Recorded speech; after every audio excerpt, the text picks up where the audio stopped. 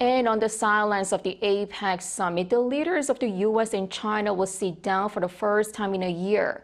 Resuming military communications channels and the use of China's influence on Iran in the Israel-Hamas war are likely to be discussed. Bae Eun-ji has more. U.S. President Joe Biden and Chinese President Xi Jinping are expected to agree on the partial reopening of military-to-military communication channels during their meeting this week. Citing an unnamed source, Kyodo News reported on Tuesday that Biden is set to request the move and Xi is poised to accept, given that senior Chinese military officials have also supported the idea as part of efforts to prevent miscalculations and reduce the risk of any inadvertent clashes. In a press briefing on Monday local time, the White House National Security Advisor also expressed hopes, saying China's dialogue on this issue has been constructive. Having our two militaries in communication is the way you reduce mistake, you avoid escalation, you manage competition so it doesn't veer into conflict.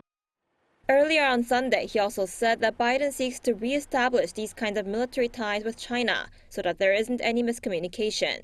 Beijing cut off military-to-military communications with Washington last year, after then U.S. House Speaker Nancy Pelosi visited Taiwan. Relations between the two countries escalated further in February, when the U.S. shot down a suspected Chinese spy balloon that flew over its territory. Meanwhile, the senior White House official also said Biden is likely to call on China to use its influence on Iran to not let the country take any actions that could worsen the situation in the Middle East amid the war between Israel and Hamas.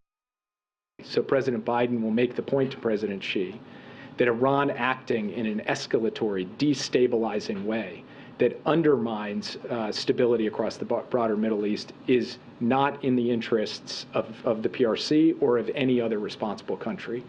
And the PRC, of course, has a relationship with Iran, and it's capable, if it chooses to, of making those points directly to the Iranian government. His remarks come as the Biden administration sees China, a big buyer of Iranian oil, as having considerable leverage with Iran, which has been supporting Hamas and Hezbollah militants. Bae Eun-ji, Arirang News.